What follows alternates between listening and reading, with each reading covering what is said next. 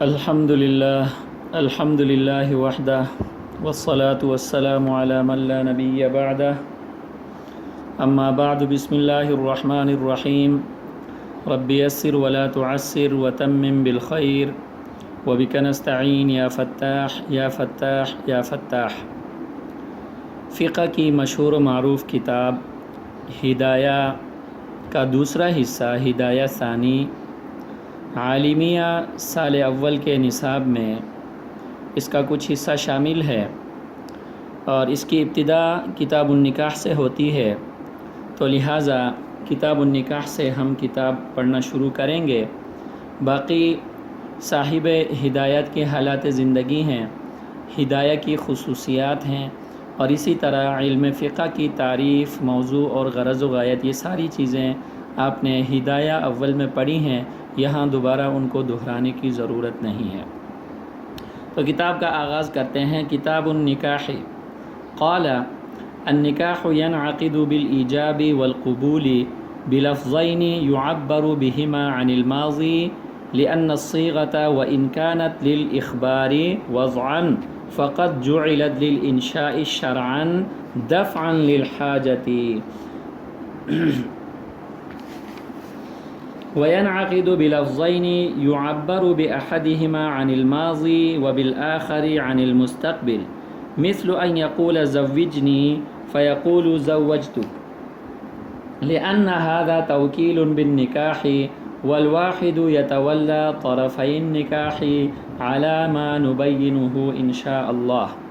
یہاں تک جو ہم نے عبارت پڑھی ہے اس کا ترجمہ ذرا سماعت فرمائیں۔ کتاب النکاح، یہ کتاب احکام نکاح کے بیان میں ہے۔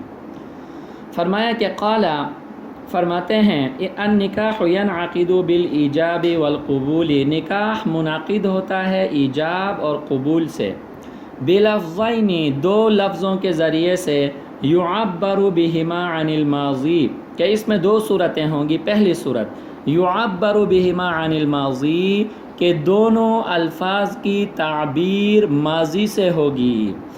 لأن الصیغۃ، اس لیے کہ بے شک صیغہ لفظ ماضی، وإن كانت للإخبار، یہ اگرچہ اخبار کے لیے ہے، خبر کے لیے ہے، وضعا، وضع کے اعتبار سے، فقد جعلت للإنشاء شرعا، یہاں پر اس لفظ ماضی کو انشاء بنایا گیا ہے، شرعاً، دفعاً للحاجت، ضرورت کو دور کرنے کے لیے۔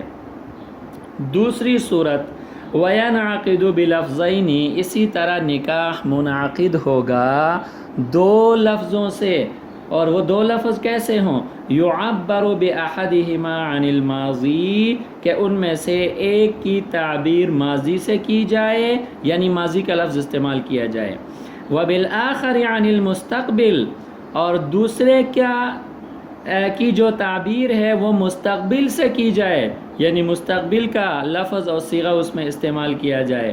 مثل ان یقول، مثال کے طور پر وہ کہے زوجنی، یعنی مرد کسی عورت کو کہے زوجنی، کہ میرے ساتھ نکاح کر لے۔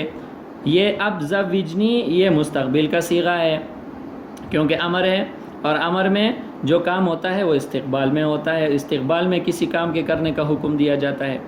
فیقول زوجتک، اور وہ کہے کہ زوجتک، کہ میں نے تیرے ساتھ نکاح کر لیا۔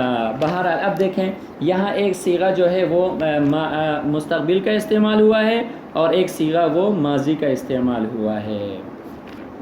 اچھا جی، لأن هذا توکیل بالنکاح، اس لیے کہ یہ توکیل بالنکاح ہے، والواحد یتولی طرفی النکاح، اور ایک آدمی نکاح کے دونوں طرف کا والی بن سکتا ہے، دونوں طرف کا والی بن سکتا ہے، متولی ہو سکتا ہے، علی ما نبینہ انشاءاللہ، اس اصول کی بنا پر جس کو آگے ہم ذکر کریں گے۔ اب ذرا وضاحت کی طرف آ جائیں۔ کتاب النکاح میں لفظ کتاب کی وضاحت ہدایہ کی پہلی جلد میں اس کی وضاحت ہو چکی ہے، لہٰذا یہاں پر اس کی دوبارہ وضاحت کرنے کی ضرورت نہیں ہے۔ اب دوسرے نمبر پر جو ہے وہ النکاح لفظ نکاح لغت میں ضم کے لیے آتا ہے، یعنی ملانا، ضم ضاد میم ضم ملانے کے لیے آتا ہے. اور پھر لفظ نکاح کو لغت میں نقل کر کے وطی کے معنی میں نقل کیا گیا، کیونکہ یہ بھی مشتمل ہوتا ہے ضم پر. اور پھر وطی سے اس کو منتقل کر کے عقد نکاح کے لیے لفظ نکاح کا لفظ استعمال کیا گیا، اس لیے کہ یہ جو عقد نکاح ہے یہ سبب ضم ہے کہ یہ زوج اور زوجہ کو ملا دیتا ہے، ان دونوں کا ملانے کا یہ جو عقد نکاح ہے یہ سبب ہے، تو لہٰذا عقد نکاح کا نام بھی نکاح اس لیے رکھا گیا ہے. اچھا جی، اور اس نکاح کی جو اصطلاحی تعریف ہے وہ ہے عقد یفید ملک المتعۃ قصدا، ہوا عقد یفید ملک المتعۃ قصدا. یہی تعریف آپ نے قدوری میں پڑھی ہے اور اس کی پوری وضاحت وہاں پر ہو چکی ہے. دوسرے نمبر پر یہاں نکاح کے اقسام ہیں. نکاح شرعی کی عام طور پر 3 قسمیں بیان کی جاتی ہیں. نمبر 1 سنت مؤکدہ، نمبر 2 واجب، نمبر 3 مکروہ. اگر آدمی مہر پر، نفقہ پر اور زوجہ کی جو حاجت طبعی ہے اس کو پورا کرنے پر قادر ہو تو ایسی صورت میں نکاح کرنا سنت مؤکدہ ہے. اور اگر شدت اشتیاق الی النساء ہو تو ایسی صورت میں نکاح کرنا واجب ہے. اور اگر زوجہ پر ظلم کا غالب گمان ہو اور فرائض یا واجبات کو ترک کرنے کا غالب گمان ہو تو ایسی صورت میں نکاح کرنا یہ مکروہ ہے. اب آ جائیں ذرا جو عبارت ہم نے پڑھی ہے اس کی وضاحت کرتے ہیں. چون صاحب ہدایہ نے فرمایا النکاح ینعقد بالایجاب والقبول بلفظین، کہ نکاح منعقد ہوتا ہے ایجاب اور قبول میں 2 لفظوں کے ذریعے سے. یہاں پر پہلی چیز انعقاد نکاح ہے. انعقاد نکاح کے لیے فرمایا کہ نکاح منعقد ہوتا ہے ایجاب اور قبول سے. یہاں پر یہ بات یاد رہے چونکہ یہاں پہ 2 طرفین ہوتے ہیں، ناکح اور منکوحہ. ان دونوں میں سے پہلے جو بھی کلام کرے، جو بھی بولے، اس کو ایجاب کہا جاتا ہے. ایجاب اس لیے کہا جاتا ہے اس کو کہ جو مخاطب ہے اس پر یہ نفی یا اس بات میں سے کسی ایک کو واجب کرتا ہے. اگر وہ یا تو وہ ہاں کر کے اس کو قبول کرے اور یا نہ کہہ کر جو ہے نا اس کو قبول نہ کرے، اس کی مرضی ہے. بہرحال جواب اس کے ذمے ہے. اس لیے جو پہلی بات ہے، پہلا کلام چاہے وہ ناکح کی طرف سے ہو یا وہ منکوحہ کی طرف سے ہو، اس کو ایجاب کہا جاتا ہے. ایجاب کے جواب میں جو دوسرا کلام طرفین میں سے کسی کی طرف سے کیا جاتا ہے اس کو قبول کہا جاتا ہے. اب یہاں پہ فرمایا بلفظین، لفظین سے اس بات کی طرف اشارہ ہے کہ ایجاب اور قبول کے لیے الفاظ میں بولنا ضروری ہے. تحریری طور پر ایجاب اگر قبول ہو تو پھر اس سے نکاح منعقد نہیں ہوتا. نکاح منعقد اس لیے نہیں ہوتا کہ تحریر میں صرف نقوش ہوتے ہیں، وہ الفاظ ما یتکلم بہ الانسان نہیں ہوتے، کیونکہ اس میں انسان اس کا تکلم نہیں کرتا بلکہ اس کو لکھتا ہے. دیکھنے میں اگرچہ اصطلاحی طور پر آپ اس کو لفظ کہہ سکتے ہیں لیکن شرعی طور پر وہ نقوش ہیں اور نقوش سے جو ہے وہ نکاح منعقد نہیں ہوتا. اچھا، آگے نکاح کے منعقد ہونے کے لیے جو الفاظ استعمال کیے جاتے ہیں اس کی 2 صورتیں ہیں. پہلی صورت یہ ہے کہ وہ دونوں الفاظ ماضی کے ہوں، دونوں الفاظ ماضی کے ہوں، کہ دونوں یہ جو ایجاب ہے یہ بھی ماضی کا صیغہ ہو اور جو قبول ہے وہ بھی کیا ہو، ماضی کا صیغہ ہو.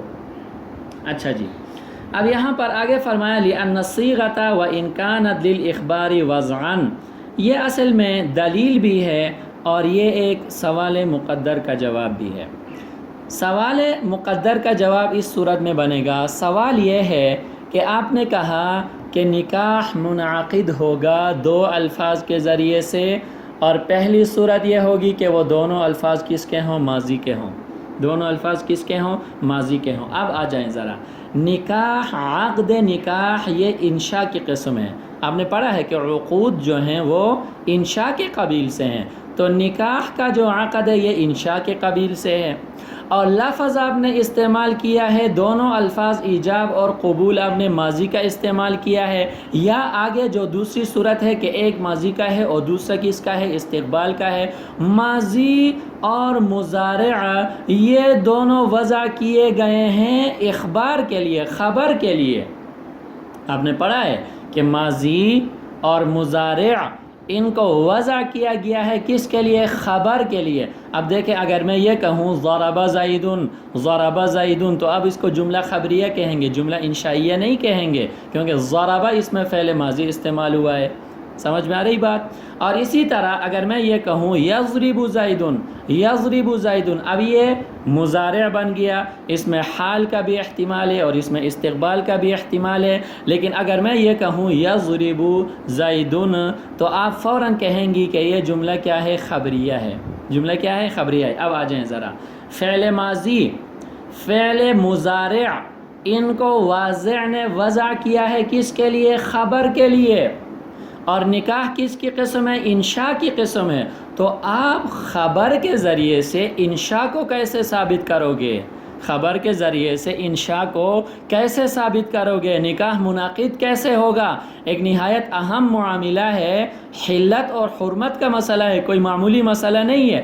تو اس کا جواب یہ دیا کہ یہاں پہ یہ جو فعل ہے اس کی دو حیثیتیں ہیں، چاہے وہ فعل ماضی ہو چاہے وہ فعل مضارع ہو۔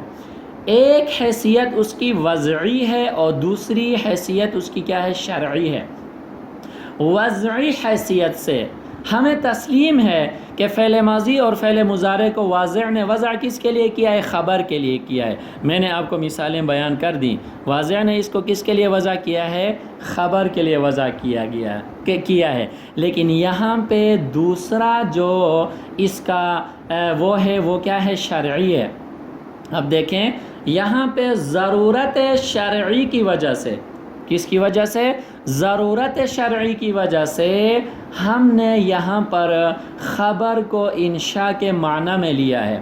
آسان الفاظ میں نے آپ کو بتا دیا، انہوں نے فرمایا لِأَنَّ الصِّيغَةَ وَإِنْ كَانَتْ لِلْإِخْبَارِ وَضْعًا، اس لیے کہ ماضی اور آگے جو آ رہا ہے وہ بھی، مضارع بھی، اگرچہ اخبار کے لیے یعنی خبر کے لیے وضع کیے گئے ہیں، لیکن فقط جعلت للانشاء شرعا دفعا للحاجت، حاجت کو دور کرنے کے لیے، ضرورت شرعی کو پورا کرنے کے لیے ہم نے شرعاً ان کو کیا قرار دیا ہے؟ انشاء قرار دیا ہے۔ یعنی میں اسے آسان کر کے آپ کو بتاتا ہوں کہ ماضی اور مضارع، آپ کی بات ہمیں تسلیم ہے کہ یہ خبر کے لیے وضع کیے گئے ہیں، لیکن ضرورت شرعی کی وجہ سے ہم یہاں ان کو انشاء کے معنی میں لیتے ہیں۔ ہم یہاں ان کو کیا کرتے ہیں؟ انشاء کے معنی میں لیتے ہیں، بس اتنی ہے، کیونکہ اس کا تعلق عقد کے ساتھ ہے اور عقود جو ہیں وہ انشاء کے قبیل سے ہیں، اور اس انشاء کے لیے ہمارے پاس اور کوئی لفظ موجود نہیں تھا، تو مجبوراً ہم نے کیا کیا ہے؟ خبر کو انشاء کے معنی میں لیا ہے۔ دیکھیں نا، کوئی اور لفظ ایسا ہمارے پاس موجود نہیں تھا ماضی کے علاوہ، مضارع کے علاوہ، کہ ہم اس کو کیا کرتے کہ اس سے ہم نکاح کو منعقد کرتے۔ جب موجود ہمارے پاس لفظ نہیں تھا تو مجبوراً یہاں پہ ہم نے خبر کو انشاء کے معنی میں لیا ہے، اور خبر سے ہم نے انشاء کو کیا کیا ہے؟ ثابت اور منعقد کیا ہے۔ آج کے لیے اتنا کافی ہے۔ وآخر دعوانا ان الحمد للہ رب العالمین۔